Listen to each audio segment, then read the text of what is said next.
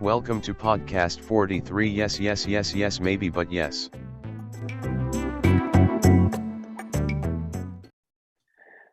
Hello, welcome back to podcast 43. I am your host, Chris Borg, joined again by my co-host, Fulton Collins. Howdy, everyone. I guess first to just get it out the way, me and Chris would like to apologize for our unannounced absence. So finals kind of got the best of both of us, and I kept meaning to announce when the next episode would be dropping. But then we weren't really able to iron out like a really good time, and then we both had to come back home for Christmas. And so I just didn't want to tell people a certain day, and then it just kind of complicate things even further, and then we had to delay it. So we ultimately just decided to release on a Tuesday like normal. So again, sorry about that. Um, and so yeah, I guess so. So here we are. We're still doing beta test.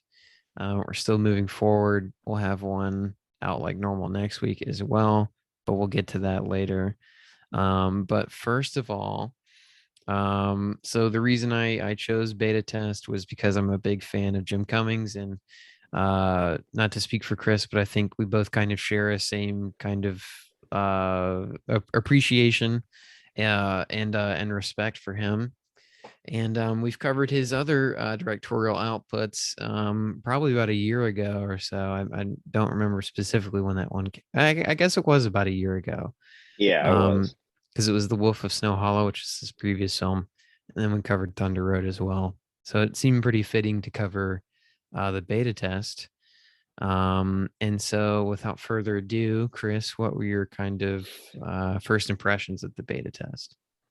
So the beta test is, I saw it as kind of a downgrade in the style department compared to his previous effort, The Wolf of Snow Hollow, which had some very lovely use of very, very lovely wintry exterior shots and just an overall great atmosphere of kind of a mystery in a kind of a sleepy town.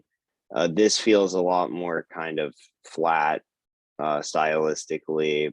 Kind of most of the scenes take place in various corporate buildings in Hollywood. Not a lot to go off of there. And then also it's an interesting character development for Cummings, who, you know, like the previous two films, Thunder Road and The Wolf of Snow Hollow, he's the starring role in this film that he also directs. But it's kind of a new dimension where he's playing just a really kind of just a big scumbag. Like there's no kind of layers of the layers of vulnerability that you see in the previous two iterations of his acting and directing stint. I see that as I see this version of that character to be just a lot different, because he's just kind of this hard ass, like misogynist, like piece of shit, Yeah. Sorry, didn't mean to interrupt. Oh no, that's all. It was just pretty much all I wanted to say was that, like, I don't see any kind of redeeming qualities from this character compared to the previous two. I can see that. I do find it to be a very interesting character. Because it's clear, and I do like the scenes in which they kind of build out his the character is super sensitive, and I think he very much wants to be perceived a certain way. And it's interesting trying to see him maintain that kind of facade, and how his relationship is kind of used as a way to examine his exterior that he puts up and everything. It is interesting. And then there was also, sorry, I kind of lost my train of thought in the middle of that sentence. It's also interesting to kind of see the signs of decay of his character throughout the film. I thought that was a very interesting way to kind of examine. Oh my God, I'm so sorry. No, I'm losing my train I of thought so I get what you're hard. saying, like the stress, Yeah. the stress of like kind of being in that kind of environment, while also Hmm. realizing that finally your predatory behavior is eventually going to catch up to you and you can't really Hmm. do anything about it. And he's like out of it, and it's something that's outside of the bounds of his control at that Hmm. point. Yeah. Yeah. Um, in terms of like comparison to his other films, um, I I still do like this film. I do find it interesting. I don't think it quite hits the highs that Wolf of Snow Hall and Thunder Road do, because I think there's a lot of I find Thunder Road to be very endearing. It has a lot of heart in it, and then The Wolf of Snow Hollow, conceptually, I think it nails what it's trying to do. So with this one, and me and you were kind of talking about this beforehand, I would be interested to know kind of because with I would be interested to kind of to know how the directorial like duties were kind of split between the two directors. Yeah, I Because agree. with this outing, Jim Cummings is um he has a director. Oh my God, Yes. PJ McCabe is teaming up with him for this effort. So and maybe that we might get kind of an insight with that with the physical release of this, if and when ever that comes out. That'd be interested to listen to the directorial commentary and everything like that.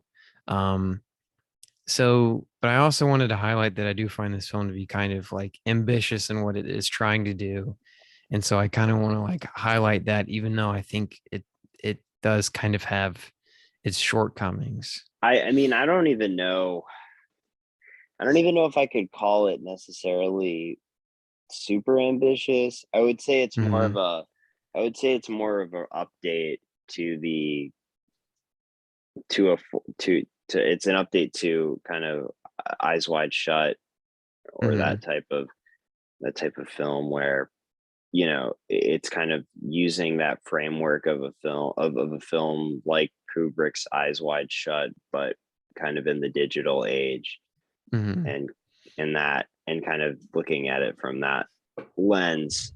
I wouldn't even, I don't know. I think that there is some parts of there are some, maybe some aspects of it that are ambitious, but I wouldn't say like Hmm. overall the story is super ambitious or unique. If that makes Hmm. sense. Yeah, I get you. I mean, that's partly on me because I've never seen Eyes Wide Shut. I've always meant to. I just haven't gotten around to it yet. But I do Why, Fulton, find it's like Christmas time. It's a good Christmas movie, the honestly. perfect movie to pop on with the family. um, with uh the reason I don't know, I just feel like it is trying to I feel like it's trying to reach high. And I feel like the mystery of it all, um although I think the mystery was kind of handled a little bit better in Wolf of Snow Hollow, I do like the idea of this huge conspiracy, that it seems really small at first but keeps growing and growing and growing. um I do kind of I feel like I'm repeating myself, but I do find No, that yeah. interesting as well. So I'm like, you know, And I just want to also get this out of the way too, mhm, that the people behind this film have been friendly to us on social media, such as the official mhm, Twitter account, as well as Jim Cummings, who does have a very active presence on Letterboxd and Twitter, mhm, and does just seem like a very very nice, down to earth fella that likes to be in tune with the community of film of people that mhm, enjoy his films, including me, which, he's liked some of my tweets, like my my letterbox review of Thunder Road. So I mhm. just want to also get that out of the way, in case Yeah. people, I don't want people to think that it's clouding our judgment. Although, I mean, I'm not saying, I don't think I'm saying things that are super glowing about this movie, because I Mhm, do, because I don't really think it's like fantastic. I think it's okay. But Mhm. I do think that there are parts of it that I think could work, and I think they kind of get lost in the shuffle of everything. Mhm. Because Eyes Wide Shut kind of functions as a film that has kind of a slow burn, and I want to say that without giving away too much about it, because Mhm. Fulton hasn't seen it, but it's very much about kind of like,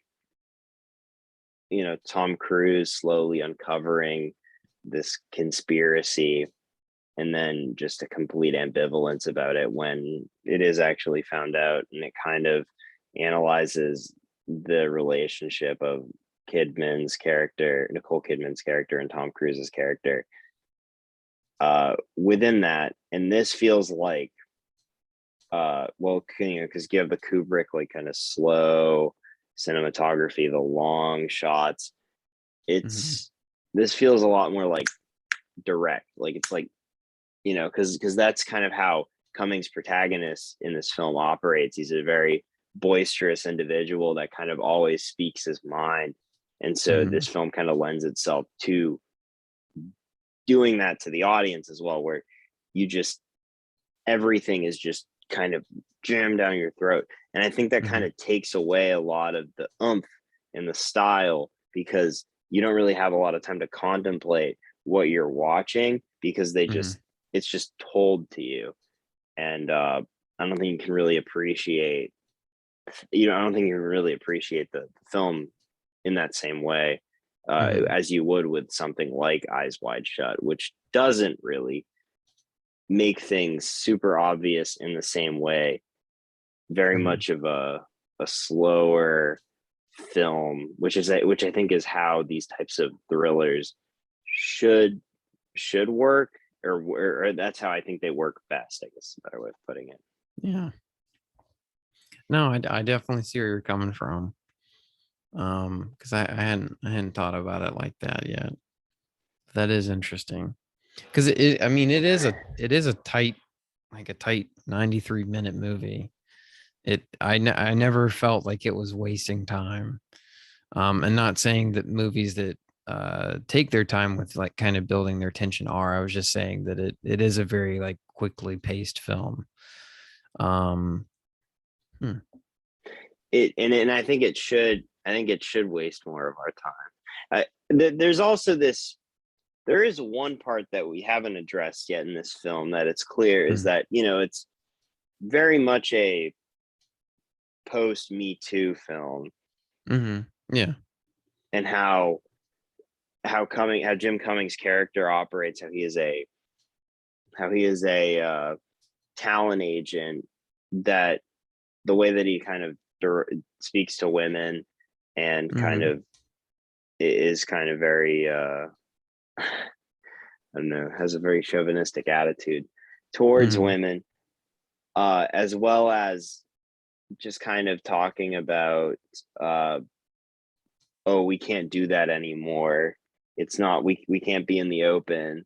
Um, which I think is probably the best part of the film to me, is that Cummings and PJ McCabe wrote this film kind of centered around this post Me Too moment, where these characters act like they're so like, woe is me, we're so persecuted, we can't commit Mhm. adultery. Oh, the in Nathaniel Hawthorne's The Scarlet Letter, Mhm. the public were the villains, but now it's the people that commit these transgressions that are the real enemies in this current age. And it's like, okay, well, Mhm. dude, you're still like cheating on your wife. Yeah. Like, um I thought that conversation was very indicative of like this film's direction, and this film, and the writers and directors views on this whole moment in Hollywood. Mhm. Well, So just to kind of build off of that, it also feels like they're airing out a lot of their grievances with the current state of Hollywood, not only with the Me Too movement, but how what were they called? how the packaging agencies, I guess, I'm struggling to remember the right word, but basically they're these people that will package together artists and then sell them to, studios for certain projects and stuff like that.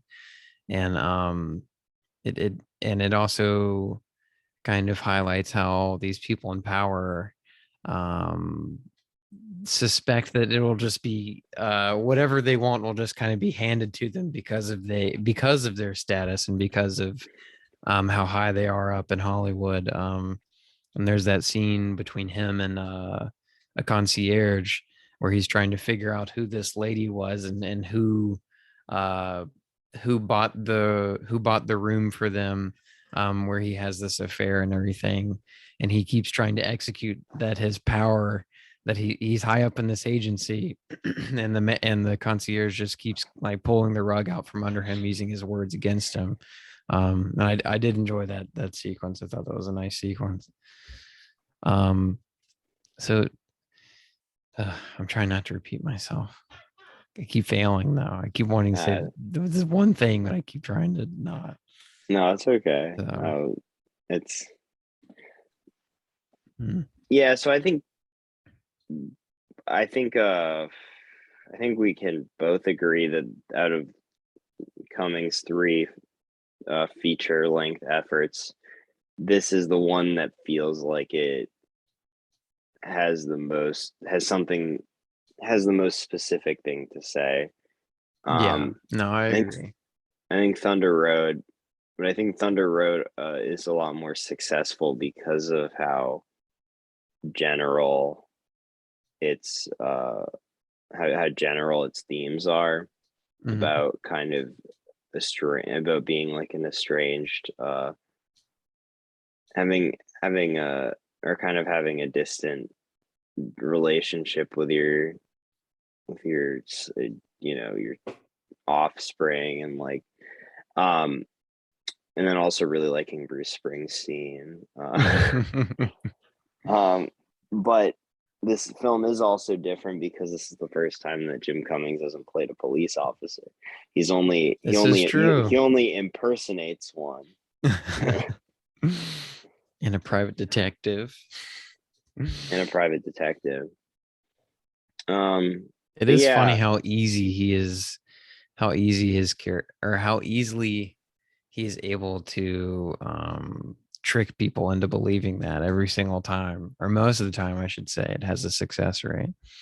But yeah, for sure. But yeah, I think that's really all I have to say about this movie is that it's okay. I think that it kind of force feeds you too much information.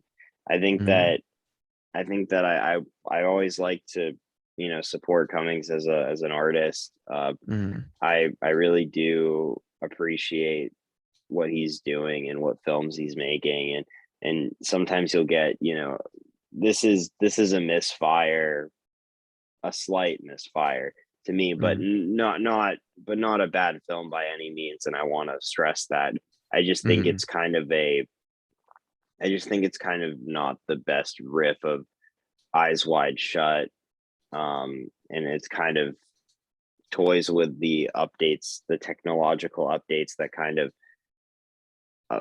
the culture of like affair, or like kind of, or I don't know, I guess it kind of toys with like how technology constantly is watching over us and preventing us from like committing any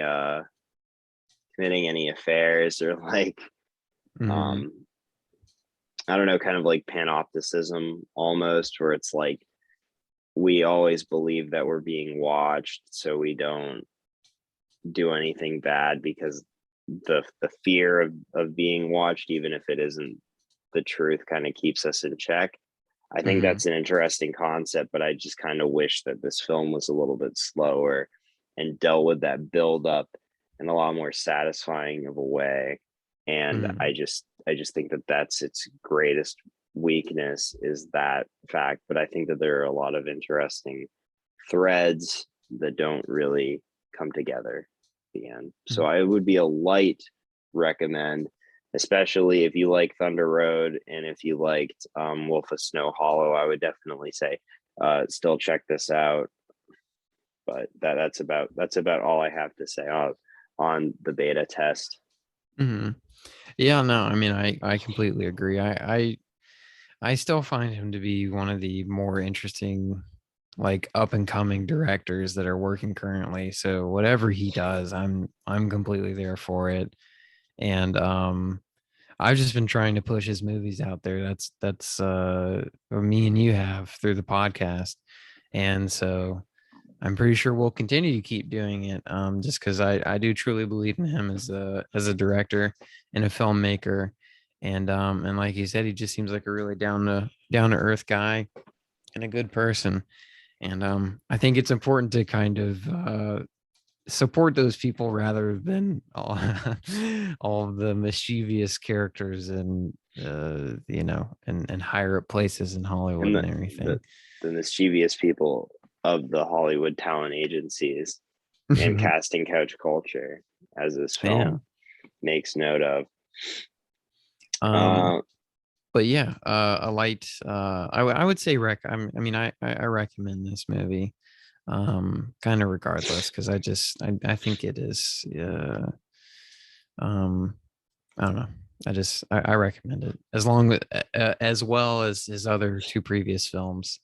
Because I do adore those ones as well. So yeah. Well, I guess we should take an ad break, and Yeah. when we come back, we'll be doing things a little bit differently. Me and Fulton both watched so many new releases that we just think that it would be a lot more beneficial to just exclusively talk about those and just kind of ignore the our top threes of the week this time around. So, but we will talk about top threes next week. That will be back. all right. So, I guess first off, I suppose we should talk about the one that's the freshest in our mind. I guess so. Talking, Yeah. I'm talking for both of us, and also the movie that has just been doing waves at the box office. Of It's course, literally got every theater packed. I mean, in terms of like parking lots and seats, I've been seeing, which is really crazy because I've not seen that in, I feel like, since I was a kid. So of I course, don't the know. film we're talking about is Clifford the Big Red Dog, which has still Yes. continued to make waves at the box office weeks since its initial release. But no, I'm just fucking with you. We're gonna talk about Spider-Man No Way Home, which as of right now has made about $260 million domestically, which is insane. Oh, Like, it's made over 100 million more than Eternals, and Eternals has been out for much longer than a month now. So people truly love Spider-Man. I don't know. I don't know if I mean, this is a big development to a lot of people, but yeah, people do really tend to like Spider-Man. and they go crazy for Spider-Man as well. Um, Um, but both yeah. me and Fulton, however, not crazy about this movie, Spider-Man No Way Home. Yeah. I think we could both agree, right? Yeah, I've been sitting with my kind of thoughts and feelings with this movie for, I mean, ever really since we have seen it. To the film's credit, I have not been able to stop thinking about it. But maybe not in the way that the film really like wants me to. But um, because I could literally talk about this. I could literally talk about this for hours, but to kind of condense my thoughts and feelings, um, I think there is a heart somewhere in this film, but the film constantly wants to push references and remind you that it is a Marvel film. And what I mean by that is constantly pushing gags to you that there's never really any time to enjoy the more emotional aspects of the film. And I know there is one key scene where something very emotional happens, and that is probably the only scene that is left with some type of kind of breathing room, in which it should be. Uh, I mean, I don't want to spoil a lot, but I think the best way that I can describe it, and this is a big thing that has always bothered me with the Marvel Spider-Man and just Marvel movies in general, but I just honestly feel like this film is a labor of work and not a labor of love. And now I do feel that this Peter Parker is a more accurate one to the kind of Peter Parker that I prefer. And it is nice to see old faces. And I'm trying not to, I mean, everyone knows, right? I mean, like I'm not like everybody knows that like Andrew Garfield Yeah. and Tobey Maguire Yeah. both reprised their role as Peter Parker, as the Yeah. various Okay. versions of Peter Parker in these I mean, movies. Like, I don't, everyone knew beforehand, but they kept like trying to knock it. So I mean, it is nice to see Toby and Andrew back, and I think they do great in their own roles. I mean that whole Um, like kind of banter between the three is you know it's it's the cool. Like, highlight. I Yeah. mean, I'll admit Well, that. Defoe is the highlight, I must say. Oh yeah, no. Well, I mean, Willem Dafoe, but it's but yeah, I'll let you finish your point first, actually, Yeah. because I don't know. Um, but I think I'm catching up to maybe like where you were going is the thing that like it like it doesn't the Peter Parker is more accurate to the one that I would like, where he's like constantly struggling and he's always having to kind of juggle his life, but he always chooses to do the better moral thing, and even at his own personal sacrifice. Like that's like the bread and butter of Peter Parker to me. And then also, like, I don't know how I cannot have intense emotions about this damn film, and it bugs me to hell because I don't know why, but Spider-Man just means a lot to me, and I don't mean to sound like a bitch, but I grew up watching the Sam Raimi trilogy, so like just naturally there's a lot of emotions in my like head and in my heart. And then I do enjoy the Amazing Spider-Man films, for what they are, and I know the second one is really goofy and all out there, and I don't know. It is what it is. And I've been hearing rumors about what they're going to continue to do, and I honestly believe them, because they're like talking about bringing them both back for like cameos in other movies, and then even like maybe reopening the possibility of them continuing their own, Spider-Man films. And I would say, kudos to that if the directors are allowed to do what they want to do and not what Marvel wants them to specifically do, but that's wishful thinking.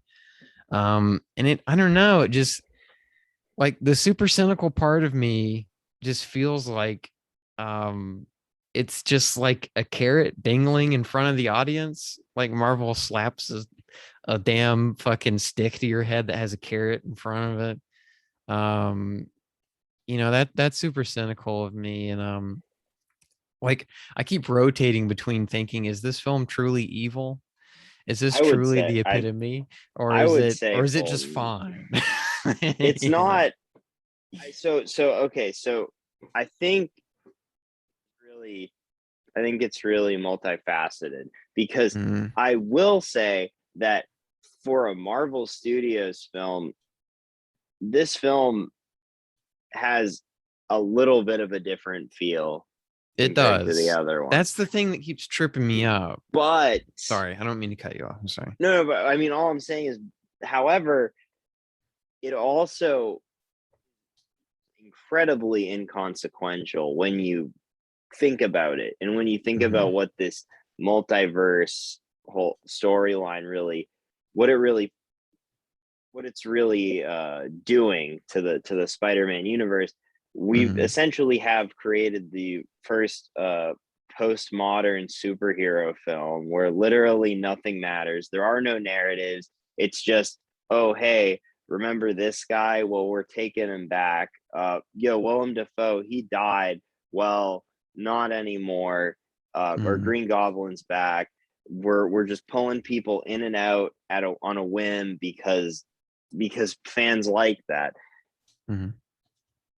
I have the amount of clapping that we heard in the cinema and the amount of just giddiness from the crowd of adults, of fucking adults. I don't know. I was like, it was quite annoying.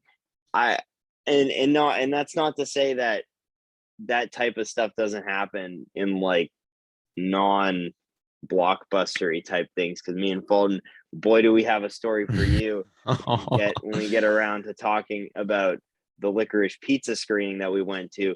But at the same time, it's like it just feels like everything feels so like sinister, where it's like they know that people have grown up with these properties years upon years upon years, and it's like everything is like focus grouped to the utmost degree to make sure that it can garner that perfect reaction from the crowd that will make them cheer. But it's like when you think about how it fits into like an actual like narrative, or when you think about how this film is kind of devoid of style and how the action sequences are just kind of lame, it just, I don't know, it's just bizarre that people are, I mean, I guess it's not bizarre that people are hailing this as such a great achievement. It's just a great film and stuff. It's like, because it has everything that people want to see in it, I guess, but like at the same time, it's like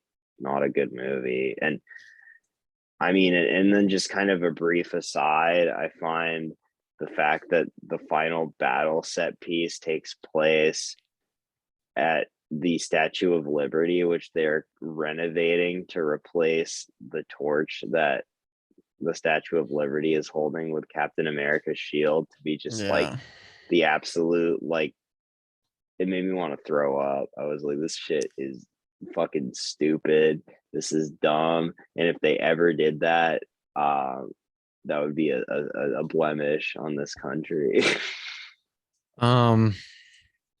Yeah, I mean, I pretty much like I said, I have two modes of thinking about it. So just to briefly talk about the other side of my head, it's I mean, it's perfectly fine and entertaining. I think that is, I feel fine with saying that. But I think you do kind of also have to realize, very true. But I think you do always like, I just think you have to kind of like look at what the intent behind it was too. And it just doesn't, I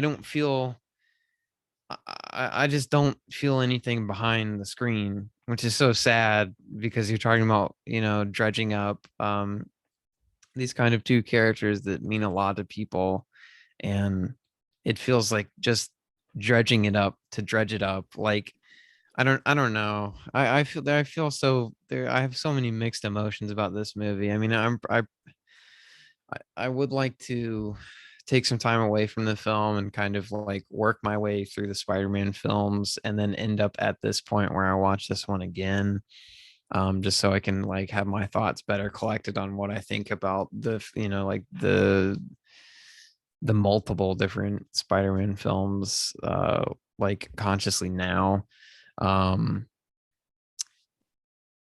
I could be totally wrong. And if the rumors are false, that's fine. But if this is kind of a gateway for them to kind of continue the storylines of either Tobey Maguire's or Andrew Garfield's Spider-Man, if this is the movie that kind of cracked the door open for that, I'm kind of, can't believe I'm saying this, but I would be okay with that.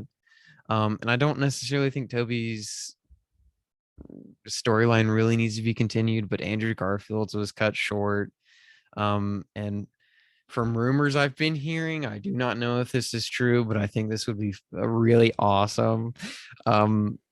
There's been speculation that Andrew Garfield is going to be the Spider-Man for like the Venom universe, and he's gonna have to fight Morbius and fight Venom and fight, all that shit. Now that sounds like a fun time to me. That does sound pretty sick. I mean, Yeah. like, Nothing confirmed, but I just really like Venom a lot. That's really kind of Yeah. my stance, is that I just think that Venom, that 2018's Venom is a great piece of camp Yeah. cinema, and Tom Hardy is the perfect casting for Eddie Brock. Yeah. Um, And I can Topher, eat my words, but I think Andrew Garfield would gel in nice there. Like I don't know. I feel like Andrew Garfield he has a lot of like dexterity with what he can do as an actor. Um, but I just think about the way that people have reacted to this film, mhm. and just how knee jerk it um is kind of, I mean, I don't know, it's just, I checked the letterbox, top narrative films, and it's currently the 31st highest rated narrative film. 61,000 5-star reviews. uh so 31st, Mhm. Spider-Man No Way Home; 32nd, Persona; 33rd, Ron; 34th, The Passion of Joan of Arc; and 35th, Mhm. La Haine. um I It now I guarantee you that it's not going to stay that way. Nah. However, I just, my God, just like it's just painful. Well, I'm interested to see how with time this one kind of floats along. Will it still be held like if you take this movie out of the theater experience and you put it at home, away from the crowd, away from the kind of with everyone, being caught up in the moment. Let's just say if they're being caught up in the moment right now, you're seeing it in theater, it's fun, exciting. Take that away, put it and put it at home. How is it going to play? How are people going to react? I'm interested to see how that's going to go. And then also with this film, and the only reason I kind of believe those rumors is because there's been such an outpour of love for Toby and Andrew again. I can't see Sony not going for it. That's so much money sitting there. And that's the sinister part about this thing too, right?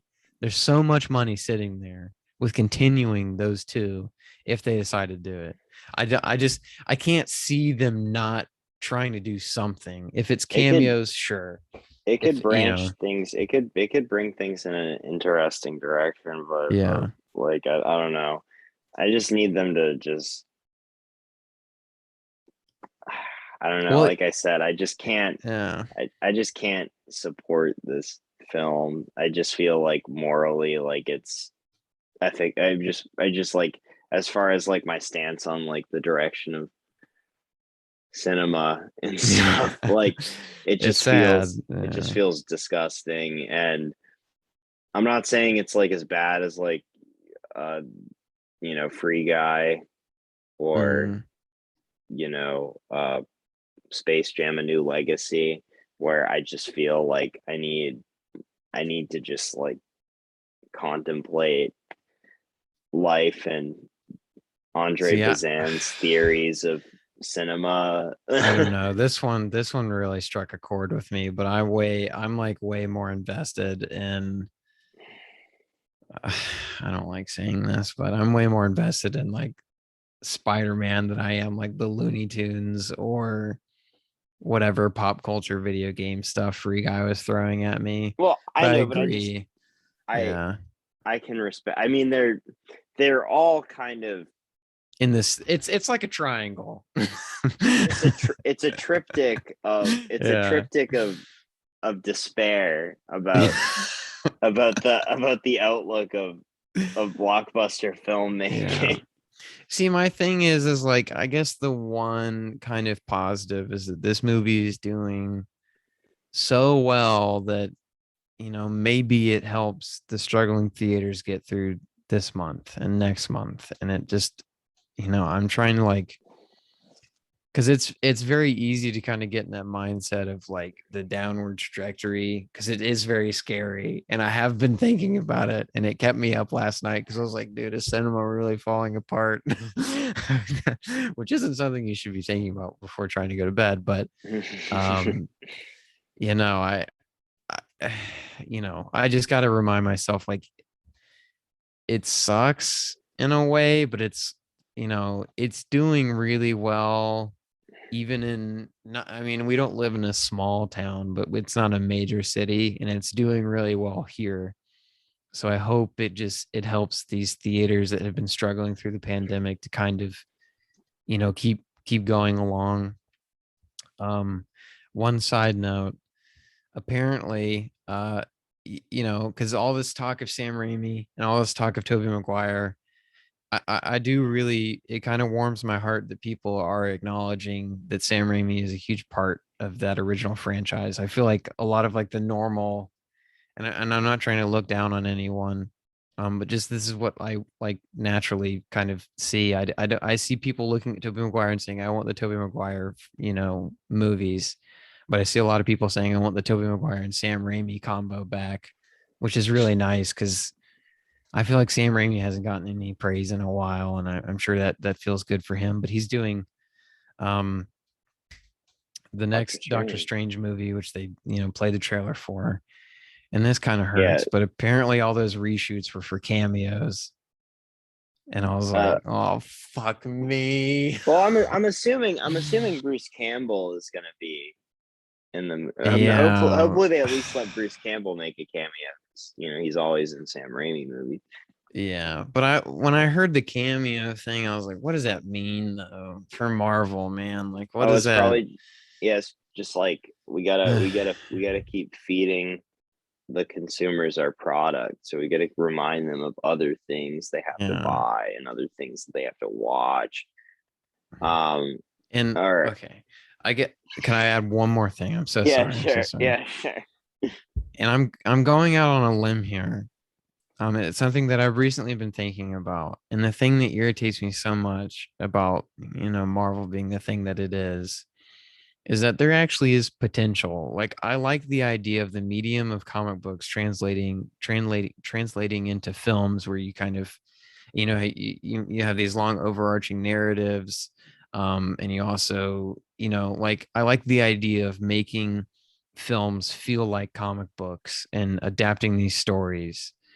But it's such devoid of like any personality, and that's the thing that rubs me the wrong way about all of the shit that Marvel does. I think that's the best way I can pinpoint about how I feel. And that's a major thing about, that stems from this and stems from anything else that they've been doing. It just doesn't have that personality. The personality doesn't carry over. It just feels like a product. No, That's okay. exactly. That's my Well, final yeah, thing. I'm so sorry. I didn't mean to keep going, but it's all right. I mean, like, I agree. yeah. Like, Raimi's films feel like comic books. You Mhm. don't. They have heart, you Yeah, know. it's so, yeah, I guess that's it. Venom has heart. Venom, Let There Be Carnage. Which I haven't seen yet. I bet it's Mhm. great. I'm very excited. It's a fun You know, time. I agree. this winter break will be catch up time for a lot of things, and Mhm. that will definitely be on there. Maybe the more like award circuit things first. Maybe I should prioritize those. But Venom, Let There Be Carnage will be Nah. there. When I don't want to keep getting beaten down by art house cinema, maybe I'll say Venom, Let There Be Carnage. This is your time to shine. But I guess we can move on to Yeah. what I don't know about you, Fulton, but me at least would say is the best thing that I've seen this year, which was Licorice Pizza, which I It's was second best for me right now. second best. Oh, Mhm. okay. Oh, so Yeah. Spencer is still I, number I one. I just I can't ignore the raw emotion that I felt when watching that movie. Not to say Okay. that this movie does not have raw emotion, because this movie is fantastic. But like Chris, like what you were saying earlier, is me and Chris were lucky enough to find an early screening. Well, is it? I guess it's an early screening. It's a Yeah, it select was. It was. theater run. Yeah, because it did like they did a limited release in major cities Mhm. on the 25th of November. So if you're fortunate to live on like New York or LA, been able to see the movie for quite some time now. And then in Atlanta, they did a one-time screening. So we get, that was how we got to see it. Mm-hmm. And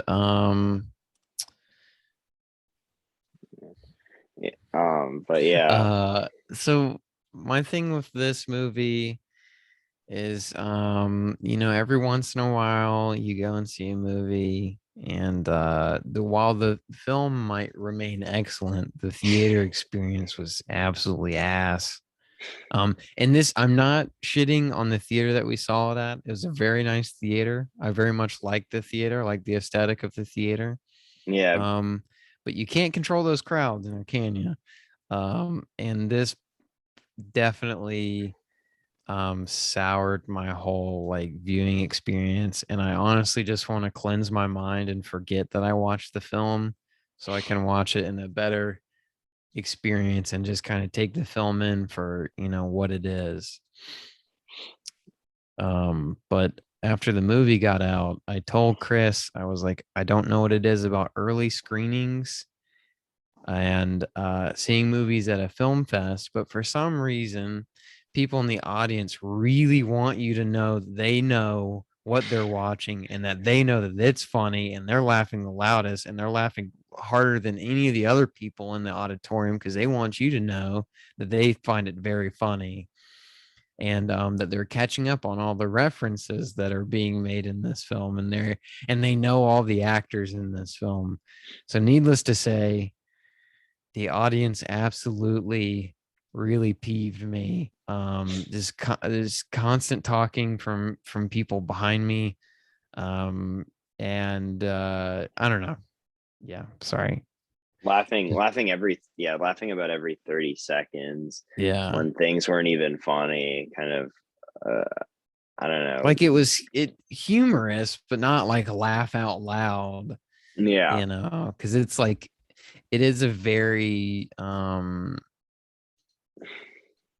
my god, I'm trying to feel like I'm talking about the experience, but that's the most like the most anguishing part of my year. I feel like was seeing this movie with this damn crowd. I feel like an old fogey too, but I just can't like get past it. Um, but I guess to talk about the film, instead of talking about the theater experience, what were your, how did this one kind of stack up to your expectations? Because we've been hearing a lot about this movie. my expectations were met. It was everything I wanted it to be. It kind of Mhm. captures the sense of childhood wonderment of the summer being kind of this vehicle for endless possibilities. Mhm. And I mean, the 70s setting is pretty great. Just the fact that it's kind of told in this vignette structure, and it kind of is a very loose narrative, I think gives it a lot of room to kind of breathe and for you to kind of enjoy just these characters. Elena Hyam is also great. It's like the most surprising thing is the fact that she's pretty much never acted. I mean, I think she was briefly in that Lonely Island thing, the baseball one. You remember that? Oh, the Bash experience, or the Yeah, yeah. unauthorized Bash Brothers experience Yeah, me and Fulton have been on a big Lonely watching a Island lot of kick. have been yeah, reminiscing about Lonely Island this Yeah. past week actually. But yeah, anyways, it's, and then also Cooper Hoffman, who's plays the main character and is Philip Seymour Hoffman's son. Uh, also just a really great on-screen presence for someone who's like never acted before. Mhm. So it's pretty much headlined by two people that are just very inexperienced, and I think they both knock it out of the park. And I think both of them, I don't know if it's, I mean, PTA probably definitely had a hand in that, I would assume, Yeah. as a director. But it's just also just a great supporting cast, and the little vignettes where you get to kind of see these interesting LA 70s characters, Mhm. and then you move on to the next one. I think proves it to be a very effective film, as well as just, I don't know, it's just one of those movies where you're just glowing the whole time. Mhm. As you just kind of follow these two characters, and kind of, they sell water beds. They Very interesting activities for 15 and younger, 15-year-olds and younger people to be doing. Quite the entrepreneurial attitude. Um, yeah, I mean, I'm pretty much in agreement with you on this one. I very much enjoyed it. And I thought the John C. Riley cameo was very nice and unsuspected. And I think Bradley Cooper is amazing. I mean, literally, no one feels miscast in this film, which is really, really nice. I think just I just think it does really well at I think it does extremely well at what it's trying to do. And it's another great kind of hangout film as well. I always love a good hangout film. Um, and hopefully, me and Chris have been kind of looking into it because the wide release is supposed to be on Christmas. So hopefully you can go see this movie with your family. It's quite the trip. Um, yeah. and so I don't think I have too much to add on to it because I wasn't able to get as good of a reading on it as I would have hoped. But I will be rewatching it. I'm gonna try to work through more PTAs, through some of my PTA blind spots before I watch this one again. But we shall see. Um, do you kind of have any other thoughts? Are you ready to move on to the next film? uh I think I can move on to the next film. Hmm. I just want to say that I'm looking forward to going to see it again in the theater in the coming week. So Hmm. Hopefully you uh can hear that PTA playlist that he put together to be played before the movie starts. I don't know if that'll be a wide release thing, but they were doing that at the movie theater that we went to, which was nice. so I guess next up we'll talk about Steven Spielberg's West Side Story, Yeah. which is unfortunately doing horrible at the box office. Only making about 27 million worldwide so far, of its 100 million budget, and they said that it would need to make about 300 million to break even. Uh, but Yeah. honestly, like what did you really expect? Yeah. A remake of a musical from the 60s, that also is near this, like 2.5 hours long, is I think is a lot to ask from some audiences. They'd Yeah. much rather watch a guy in a Spiderman costume and two other guys in Spiderman Well, costumes shoot webs out of their. for 10 minutes less, because No Way Home is very long too. Yeah, but It's like 2 hours and 18 minutes, I think. listen, all I'm saying is that um there's not a slew of video games and other media products associated with West Side Story This is that's true. prime to There could audiences. be. There They're could be a rock band style West Side Story.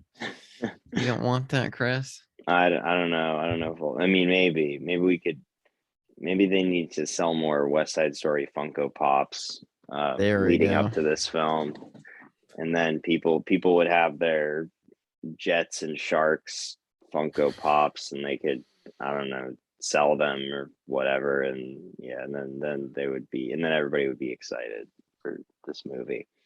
But Spielberg, famously, you know, is a big fan of the original Robert Wise 1961 West Side Story, and he wanted to take a crack at it. And I really enjoyed it. I thought it was a quite lovely remake of the original West Side Story.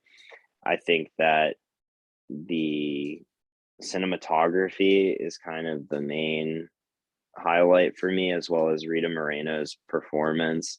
Mhm. It was great to see her reprise, not reprise the same role, but That'd be be, awesome. yeah, that would be sick if she was playing like somebody that's a young adult. Yeah.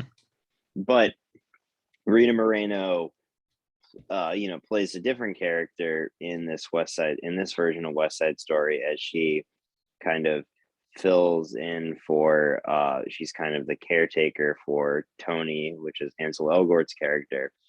And Mhm. she also has a really good song that she sings, and it's just nice to see her be in this movie.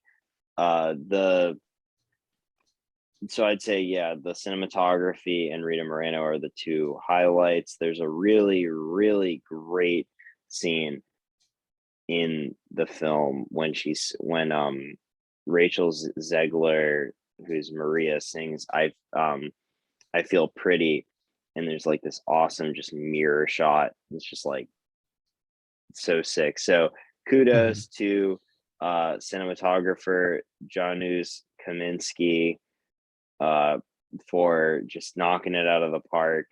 Um, he's, kind of the cinematographer who's done a lot of Spielberg stuff like Saving Private Ryan and Mhm. Schindler's List.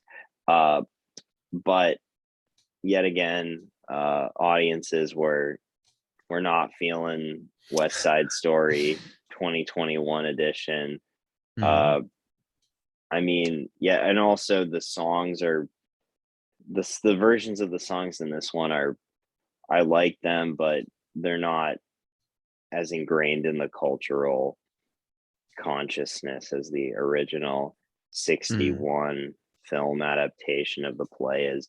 So I think that also could hurt it, because, America is a pretty iconic song, and I don't really think that this one's going to take the place of the original at any time. I think Rita Moreno kind of is the one that solidifies or when people think of that song, they think of Rita Mhm. Moreno's version. So Um, Unfortunately, I don't think I'm as like receptive to this movie as you have been. Um, and it's not that I don't necessarily like the film. I just think that, excuse me, I don't think that Steven Spielberg was really able to I don't think the transition between it being like a regular film and transitioning into the musical acts that it goes through, I feel like those no, I don't think that they weren't really handled badly, but I don't think that they really stuck the landing most of the time for me. And there were some musical sequences that I thought really meshed well into it. And to me, I think the cinematography is like its biggest benefit, but also its biggest detriment. Because there are like a good amount of like lens flares, and not that I don't particularly mind them, but I think the film can often be like super colorful, but then it can also have this really like modern slick look. And I know this sounds kind of weird, but it just reminds me of Transformers sometimes, like the way the kind of camera moves. I do not really know why that happens, but like, I legitimately do feel comfortable with saying that it does have some scenes and shot sequences that I think have looked the best out of any of this year that has like in out of any of the other cinematography that I've seen throughout the year. It legitimately does have like these jaw-dropping, like beautiful sequences. Like the number one scene that comes to mind is when Ansel Elgort, I'm forgetting his character's name, Tony. Uh, Downey, yeah, that's right. When he is sitting, sorry, not sitting, but standing outside of Maria's, he's standing in the alley outside of Maria's balcony, and the way the kind of water shimmers, it looks just absolutely beautiful. And it's the water makes up like his background. It's at a high angle looking down at him. It's a really, really beautiful shot. And again, to the film's benefit is that they really know how to play with water extremely well in this film, for not only like dramatic effect, but to like build out a scene and to just kind of add like extra oomph to the scene and sequences, and and musical bits as well. Because I found myself getting really invested in the film, and then it would switch into a musical act, and I just didn't really feel like it transitioned very well. But I can also recognize that I think like the musical aspects are done well, and also like the non-musical aspects, but it's just that moment where the film kind of shifts gears. It just feels like there's a disconnect there to me. And so that's kind of how I feel about it. Um, I like Ansel Elgort. Yeah, Fulton, you Yeah. like Ansel Elgort Oh, as a person? I mean, damn it, sorry. I like him in this role. I think he works well. My bad. I know that he has some allegations against him. Um, Yeah, dude. We just which watched is the beta test. I should be more on top. This is true. I meant to say I like Ansel Elgort in this role. Um and yeah, I don't know. I just, the farther I've gotten away from this film, the less I've really like have thought about it. And My I, you know, my major criticism is that they kind of address the whole gentrification issue at mhm, the beginning of the film, and then it's kind of completely ignored. And dropped. I feel like they could have went in a different, they could have kind of taken that a lot further Yeah. and continued with it in the narrative, because I think that it would have been a nice like kind of overarching theme about kind of the fact that both the, I don't know, the characters who are Polish and the Mhm, Puerto Ricans, so the Sharks and the Jets, they both are kind of stuck in a, they're both they're both stuck in this situation because of gentrification, mhm, and then it's like kind of creates these tensions between them instead of unifying them against the real problems and external factors. And I'm not saying you should like, completely change West Side Story. yeah. Um, but I'm saying that like at least to bring something up like that and then just to ignore it, I thought was kind of a missed opportunity. Yeah. Uh, but yeah, I mean, Well, I just want to throw one more thing in there. And I think it is important, and I should have prefaced that I have not seen the original West Side Story. So maybe there is a missing link in there for me for this one. But I would have hoped that the film could like stand on its own as its own thing. And so when I think about this movie, one of my first, well, also one of my other first reactions to it is like kind of why it was made. And just to kind of build off of what you were touching on, the gentrification thing. I'm perfectly fine with the film existing solely for the purpose of entertainment, as long as it has like some kind of merit to it. If it can entertain me in a good way, then that's all cool with me. So I'm completely fine with film as it is like an entertainment thing.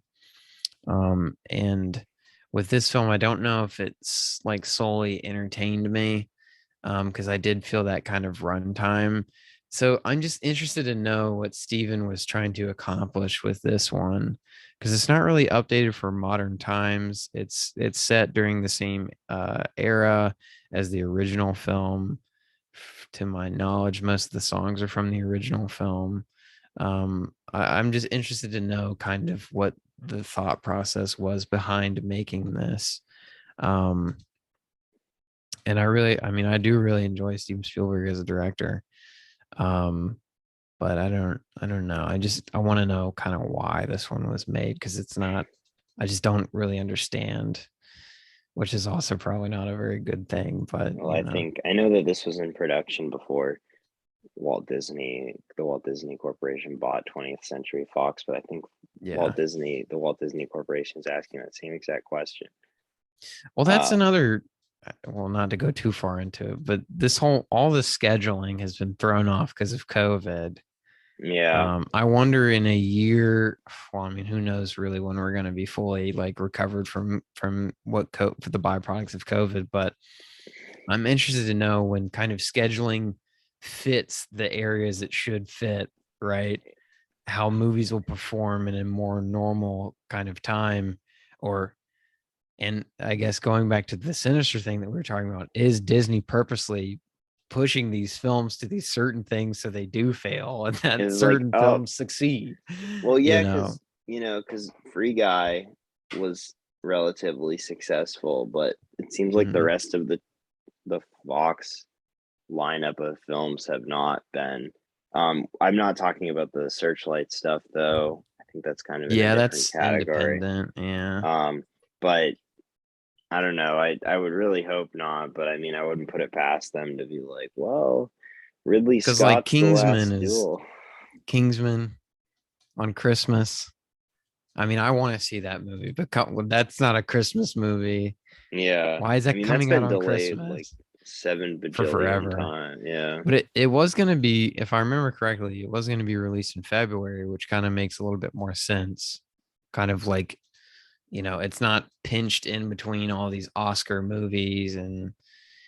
But I mean, I guess all these studios are trying to get these blockbusters out the way right now. They can't wait till summer, I suppose. So, um, but I'll just talk about it briefly because I did see it. I don't have a lot to say about it, but I saw Guillermo del Toro's Nightmare Alley, which is a remake of the original, or a remake of original noir from the 40s, right? Or was it the 50s?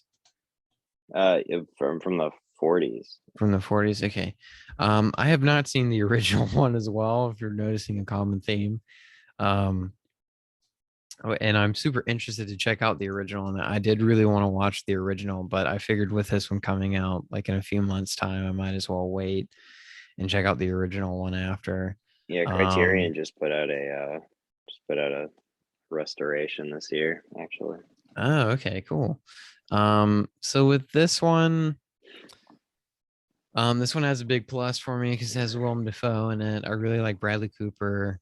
I really like a lot of the casting, although I'm not super crazy on Rooney Mara. She is like she's fine in this movie. Um, and I think there is a really good movie in here. I think it just needs to be trimmed down because this movie is quite long.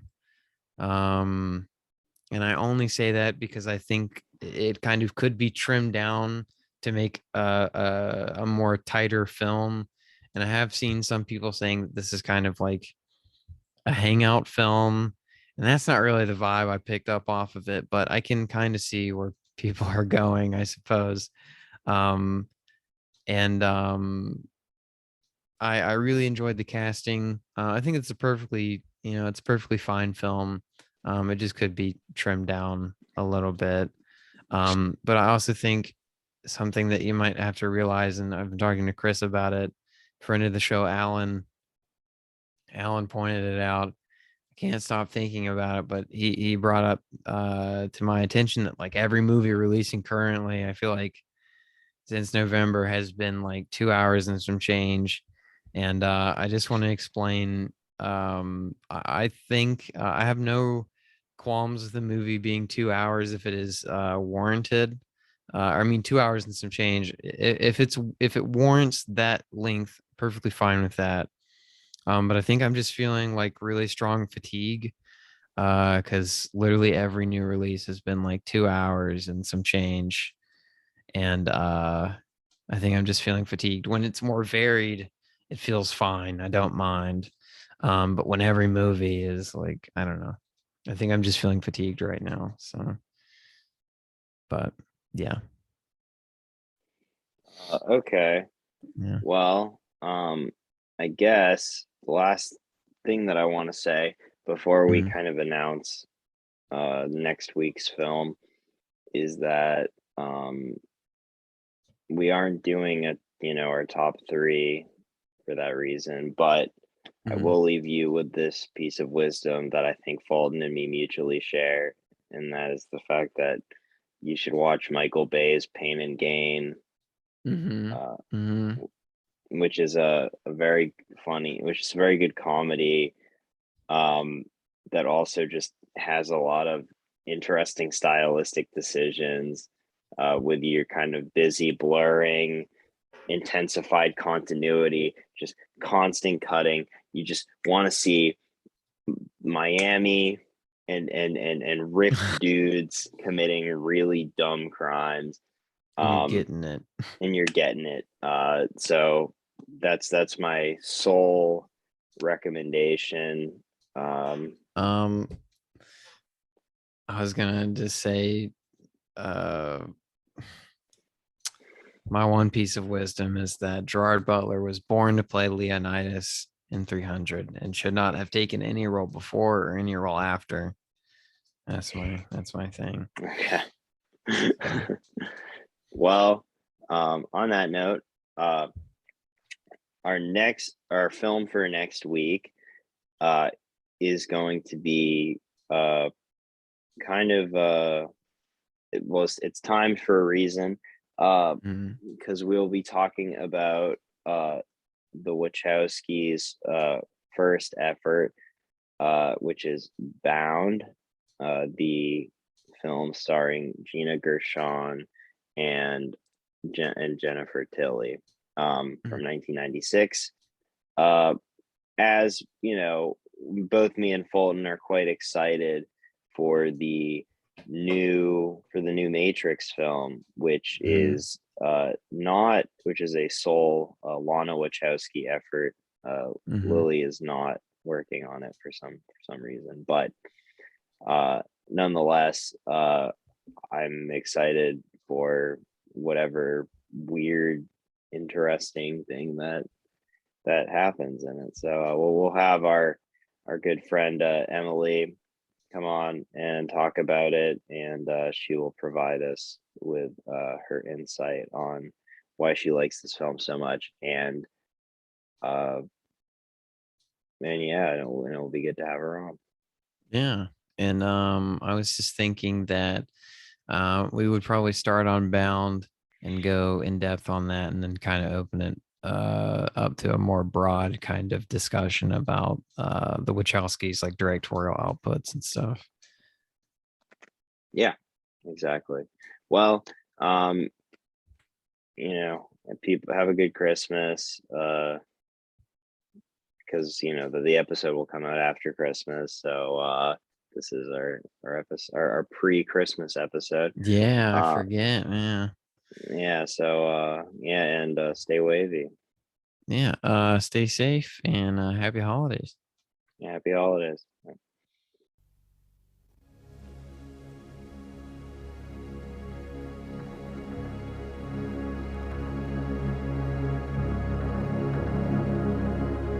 Something's gonna come along like it was made for you. Something that's gonna fit you like a glove. And that part of you that you got hidden away right now, that part of you that we know ain't straight, that's never gonna be straight, is gonna whisper in your ear. Just three little words. I want out.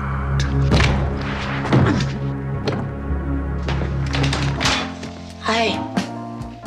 My name's Violet. We heard you working in here, and I was just wondering if you'd like a cup of coffee. An open invitation like Violet comes once in a lifetime. What the fuck is... Corky, this is Caesar. Caesar Corky. I thought... Fucking dark in here. She's making an offer Caesar's Mafia, huh? I need your help, Corky. only a fool would refuse, It's over $2 million. because all money Oh my God. Look at his shirt. It's ruined. is good money. You're asking me to help you fuck over the mob. I'm gonna ask you 10 times. I want out. Just admit it. What? You lost it. Where's my money? If their plan succeeds, if they survive, Sweet Jesus. if they can trust each other, I guess it was a job. Maybe the Carpellas. All part of the business. they are bound I think I'm a dead man. I'm one in the back of the head. for the pleasure You were nothing before you met me. Violet!